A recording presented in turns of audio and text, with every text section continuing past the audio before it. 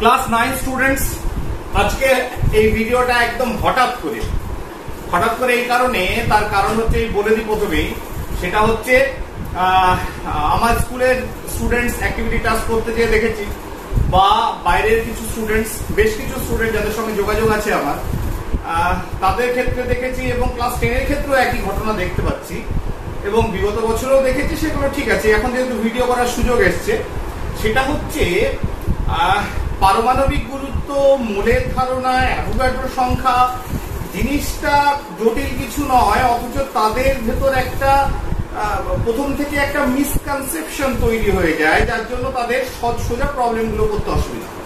সেই জন্য একদম হঠাৎ করে আজকে সকালেও কিছু মেসেজ এসছে আর কি বিভিন্ন স্কুলের স্টুডেন্টের কাছ থেকে, যে স্যার এই জায়গাটা একটু পরিষ্কার করলে ভালো হতো আর কি।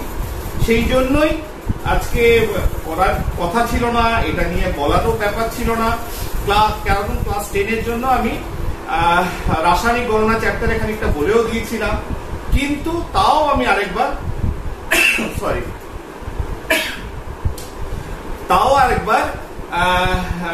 যত ছোট করে হোক, মানে চেষ্টা করব ছোট করে এবং সহজ উপায়ে অল্প সময়ের ভেতর তোমাদের মনের ধারণা সেটা একটু দেওয়ার চেষ্টা করব। ক্লিয়ার? পারমাণবিক গুরুত্ব, মনের ধারণা, অ্যাভোগাড্রো সংখ্যা, এদের তো কি রিলেশনশিপ, হ্যাঁ, সেটা একটু দিয়ে দেবো কম সময়ের ভেতর সহজ করে, যাতে তোমাদের কোনো প্রবলেম না হয়। ক্লিয়ার?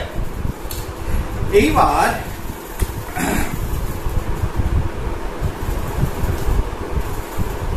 দেখি কোথা থেকে শুরু করা যায়।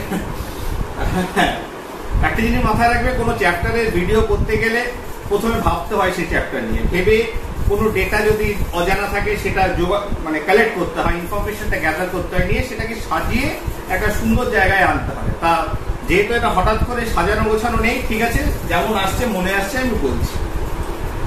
আজকে আমরা পড়বো হচ্ছে মোলের হাল, এটাই হেডিং করি, ঠিক আছে? আচ্ছা বলো দেখিনি, আচ্ছা হাইড্রোজেন সব থেকে দ্য লাইটেস্ট এলিমেন্ট, ঠিক আছে, মৌল।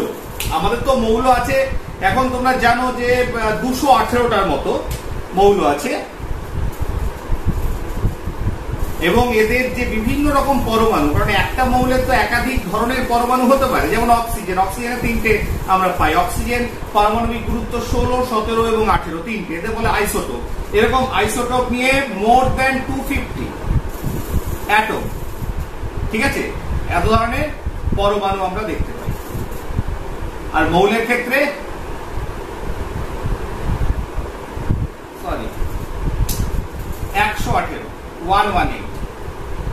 118টি মৌল, 108টাও দিন জানতাম, পরবর্তীকালে কিন্তু সিনথেটিক এলিমেন্ট, এখন যেটা IUPAC, international union of pure and applied chemistry, তাদের যে ইনফরমেশন সেই অনুসারে আমরা 118টা মৌলের পারমাণবিক গুরুত্বযুক্ত মৌলের সন্ধান পেয়েছি। তাদের মোর দ্যান 250টার উপরে বিভিন্ন ধরনের এদেরই পরমাণু আছে। কারো হয়তো একটাই আছে সেটাই, কারো হয়তো দুটো আছে, আরেকটা আছে তার সঙ্গে সমস্থানিক, এইভাবে 250 ধরনের পরমাণু দেখি।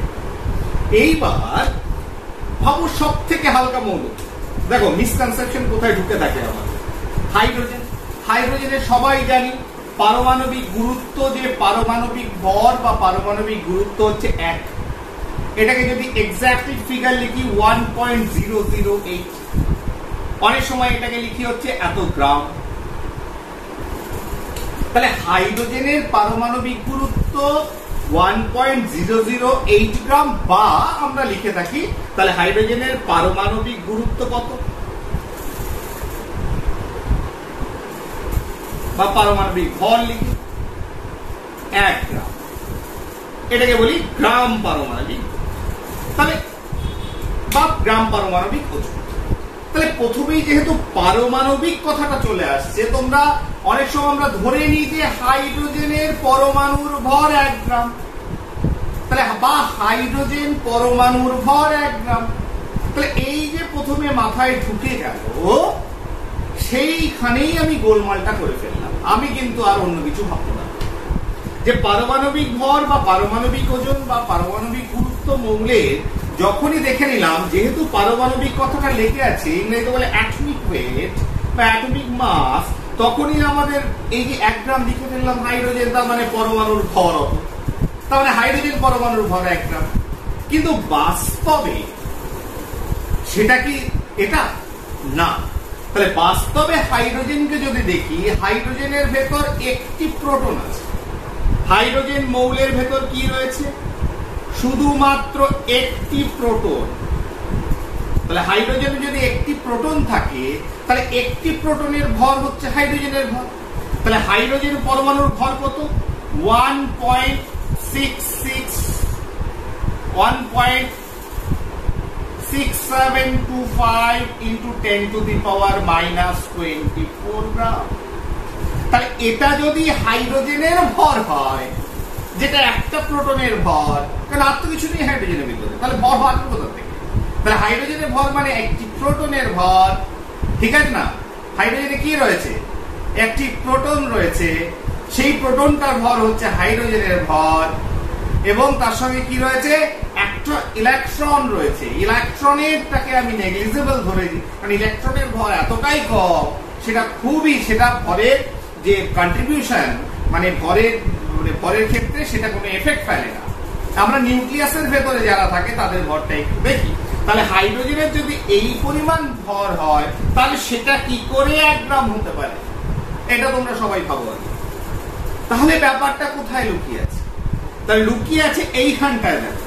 তাহলে যদি ভাবি, বিজ্ঞানীরা ভাবলো যে পরমাণুরা খুব ছোট, তাহলে পরমাণুরা যদি খুব ছোট হয়, তাদের ওয়েট যদি, তাদের ভর যদি বা ওজন বলো এত কম হয়, লাইক দিস গ্রাম, তাহলে কি করা যায়? এটা নিয়ে তো ক্যালকুলেশন করা যাবে না।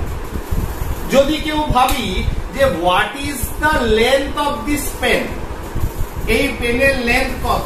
কেউ বললো স্যার কিলোমিটারে বলবো, তাহলে কতটা ঝামেলা করে বুঝতে পারছো? দশমিক কত 00 সামথিং আসবে কিলোমিটার। এটা কি কিলোমিটার বলা ভালো হবে না মিটারে বলা ভালো হবে? যদি কেউ বলে এটাকে আলোকবর্ষে বলো, তাহলে এই পেনটা দৈর্ঘ্যকে আলোকবর্ষে দেখানো যা, একটা হাইড্রোজেন এর মতো বা যে কোনো অ্যাটম এতটাই ছোট, মৌল এতটাই ছোট, তাদের ভরকে গ্রামে প্রকাশ করা একই ইস্যু, একই সমস্যা। 10 to the power minus 24 gram. Can you imagine? তোমরা ভাবতে পারছো যে কতটা হতে পারে? একটু ভাবাই। কিরকম ভাবাই? এটা ভেবে দেখো। পারমাণবিক গুরুত্ব তো আমরা আসবো, কিভাবে ভাবতে বলছি। ধরো সাপোজ সালফার, এটা কঠিন মৌল নেই, ধরো সালফার, গন্ধ, সালফার।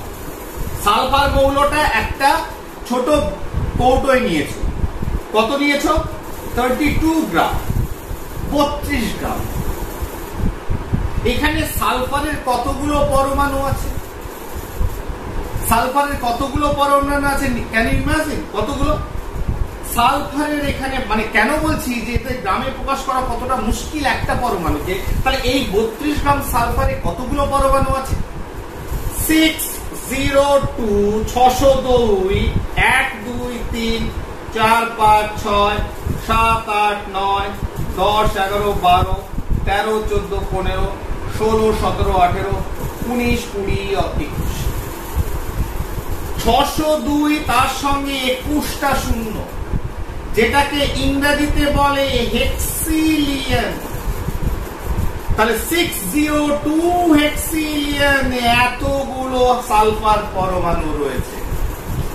তাহলে একটি সালফার পরমাণুর ভর কখনো 32 গ্রাম হয়? বা একটি হাইড্রোজেন যেটা আরো হালকা, সেই হাইড্রোজেনকে যদি আমি গ্যাসীয় অবস্থায় যদি আমি কৌটোয় বলে সেটা 1 গ্রাম নিই, তার ভেতরে পরমাণু আছে সেই 602 হেক্সিলিয়ন। কিরকম? যদি পিং পং বল দেখেছো, যদি এই পিং পং বল যদি এতগুলো নেওয়া হয় 602 হেক্সিলিয়ন, তাহলে 602 1 2 3 4 5 6 7 8 9 10 11 12 13 14 15 16 17 18, তার সঙ্গে 21টা শূন্য, এটা দিয়ে একটা পৃথিবী তৈরি হয়ে যাবে। তাহলে পিং পং বল যদি এতগুলো একসঙ্গে জড়ো করে রাখো, একটা পৃথিবীর আকার ধারণ করবে, পৃথিবী যতটা বড়। তাহলে সেই পরিমাণ হাইড্রোজেন আছে 1 গ্রামে, সেই পরিমাণ সালফার আছে 32 গ্রামে। তাহলে তার ভর, তার ওজন কি করে 1 গ্রাম বা 32 গ্রাম হতে পারে?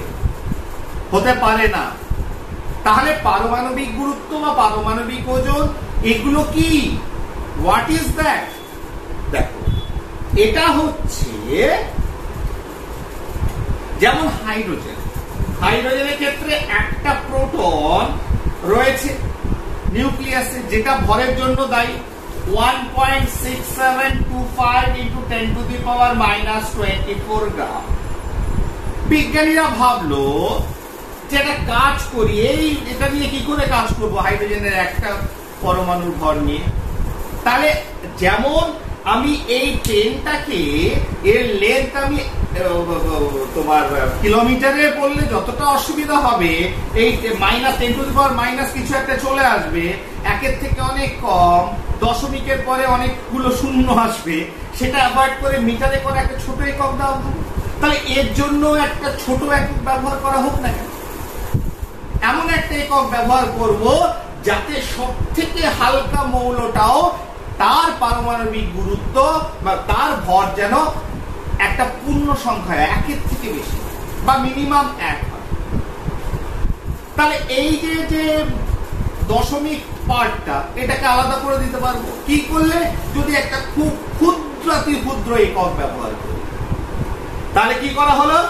এটাকে যদি ভাবা হয়, যদি আমি এক্সাক্ট ফিগার লিখি 1.008, তার সঙ্গে যদি 1.6603 into 10 to the power minus 24 এই টার্মটা গুণ করা হয়, তাহলে দেখা যাবে nearly 1.6725 into 10 to the power minus 24 আসছে, এত গ্রাম আসছে।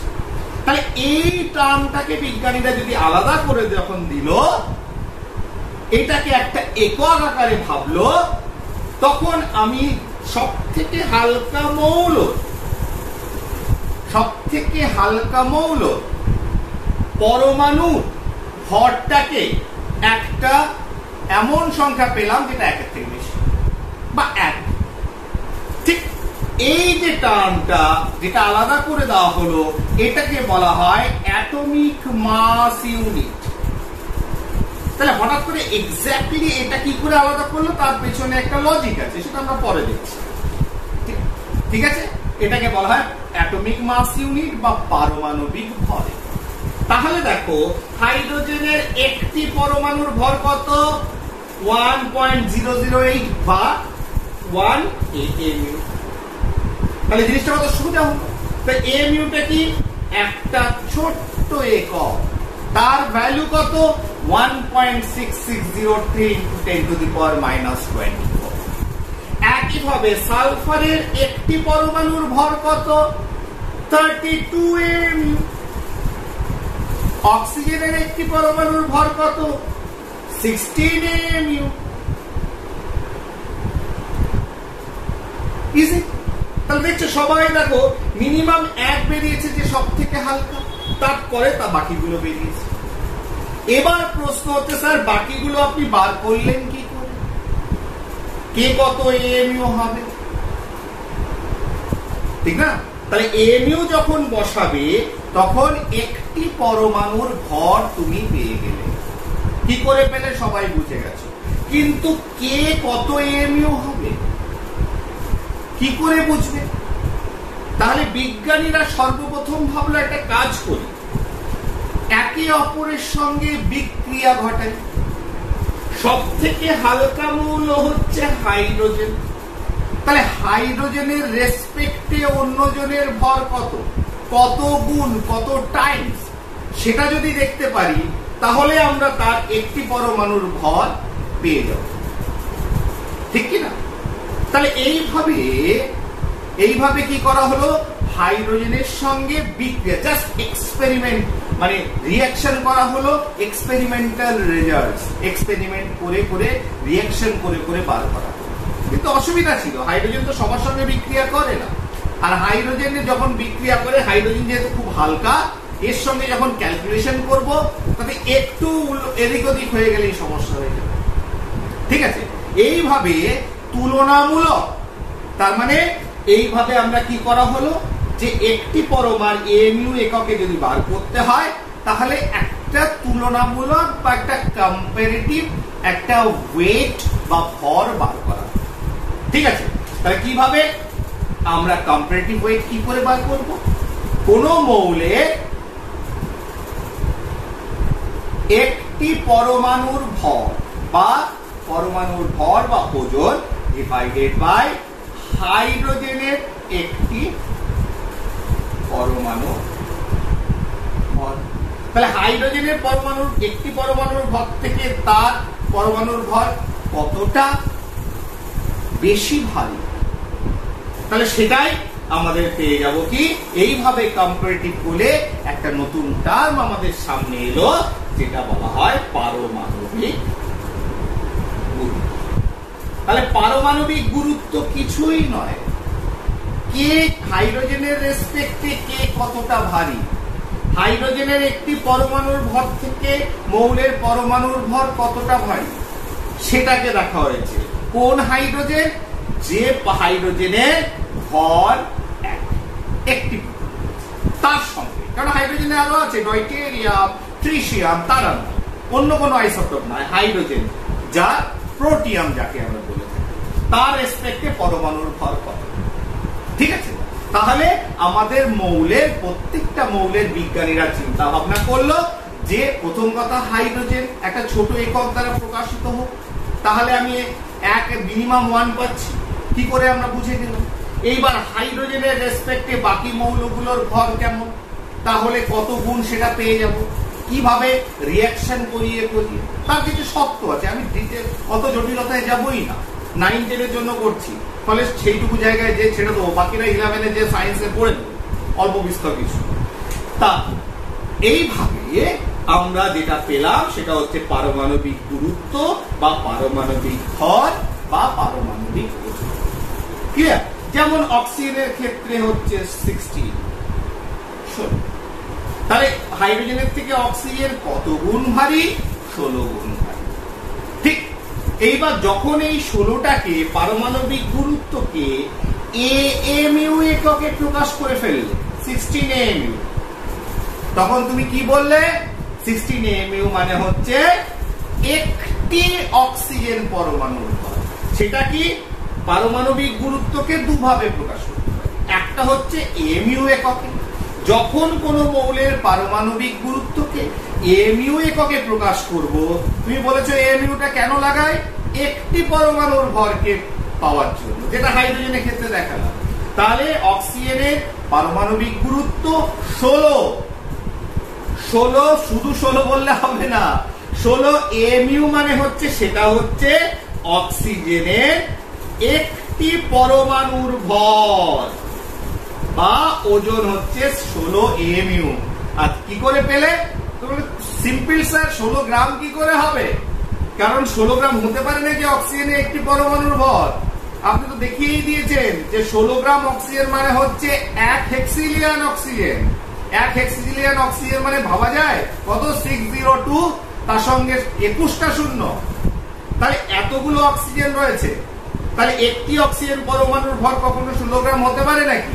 16 এএমইউ হবে। পারমাণবিক গুরুত্ব ইনটু এএমইউ, পারমাণবিক গুরুত্বকে এএমইউ প্রকাশ করলেই হয়ে গেল একটি পরমাণুর ভর। ঠিক আছে, তাহলে কত? 16 ইনটু 1.6603 বা 1.66 ইনটু 10⁻⁻24 গ্রাম। তাহলে এটা হয়ে গেল একটি অক্সিজেন পরমাণুর ভর। ক্লিয়ার? এইবার পারমাণবিক গুরুত্বকে আরেকটা ভাবে প্রকাশ করা যায়, কিসে? আরেকটি এককে এই পারমাণবিক গুরুত্বকে প্রকাশ করা যাবে। কিভাবে? সেটা হচ্ছে গ্রাম পারমাণবিক গুরুত্ব। প্রত্যেকটা মৌলের পারমাণবিক গুরুত্বকে এএমইউ তে প্রকাশ করলে একটি পরমাণুর ভর, আরেকটা হচ্ছে গ্রাম পারমাণবিক গুরুত্ব। ঠিক আছে, এই গ্রাম পারমাণবিক গুরুত্ব সেটাও তো একই ভাবে পাচ্ছ, ব্যাপারটা একই, হাইড্রোজেনের তুলনায় সে কতটা ভারী। তাহলে অক্সিজেনের ক্ষেত্রে গ্রাম পারমাণবিক গুরুত্ব কত হলো? 16 গ্রাম। কত গ্রাম? 16 গ্রাম। কি গুরুত্ব? গ্রাম পারমাণবিক। ঠিক আছে, তাহলে পারমাণবিক গুরুত্ব এমইউ এককে প্রকাশ করা মানে হচ্ছে কত? একটি পরমাণুর ভর। আর যখন সেটাকে গ্রামে প্রকাশ করলাম তখন কি করলাম? গ্রামে হলো 16 গ্রাম। এবার এই 16 গ্রামের ভেতর কতগুলো পরমাণু আছে অক্সিজেনের? 16 গ্রামের ভেতর কতগুলো পরমাণু আছে? তাহলে কি হবে? তাহলে আমরা কি করব? এই যে এমইউ দিয়েছো, ঠিক আছে না, একটি পরমাণুর ভর, ঠিক সেইটা দিয়ে যদি এটাকে ভাগ করে দিই তাহলে কত বেরোবে? এখানে কতগুলো পরমাণু রয়েছে সেটা কি করে পাবো? ঠিক 16।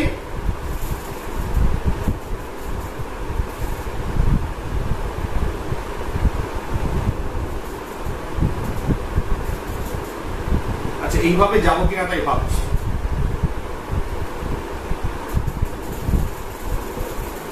আচ্ছা, এটা আমি পরে বলছি, পরে আসছি। তাহলে পারমাণবিক গুরুত্বকে গ্রামে প্রকাশ করলে কত হলো? 16 গ্রাম। 16 গ্রাম কি? অক্সিজেন পরমাণু। এবার এর ভেতর কতগুলো অক্সিজেন পরমাণু আসছে আমি আসছি। এইবার এই পারমাণবিক গুরুত্ব, সেটা গ্রাম পারমাণবিক গুরুত্ব হোক বা পারমাণবিক গুরুত্ব এমইউ এককে হোক, এইবার এই পারমাণবিক গুরুত্ব যে হাইড্রোজেনের রেসপেক্টে আমি বার করলাম, বিজ্ঞানীরা দেখলো যে এটা কিভাবে করতে হচ্ছে, যে একটা মৌলের পারমাণবিক গুরুত্ব বার করতে হলে আমরা একটা প্রামাণ্য হিসেবে মৌল হিসেবে রাখতে হচ্ছে। তাহলে হাইড্রোজেনকে রেখে প্রথমে বার করা হলো, হাইড্রোজেনের রেসপেক্টে কে কতটা ভারী, নিয়ে হাইড্রোজেন খুব হালকা মৌল, অসুবিধা হচ্ছে। এইবার অন্য কোনো এমন মৌল খুঁজতে আরম্ভ করলো যার রেসপেক্টে রেখে আমি মৌলের পারমাণবিক ভরকে বার করতে পারি। তাহলে সেটা করতে গিয়ে বিজ্ঞানী আরেকটা মৌল বিজ্ঞানীরা খুঁজে পেল, সেটা হচ্ছে oxygen. Oxygen is very reactive. আবার মুশকিল আছে, খুব বেশি বিক্রিয়া করলে হবে না, ঠিক আছে, অক্সিজেন ইজ রিঅ্যাক্টিভ। তাহলে অক্সিজেন তাকে দিয়ে যদি চেষ্টা করা হয় কেমন হবে?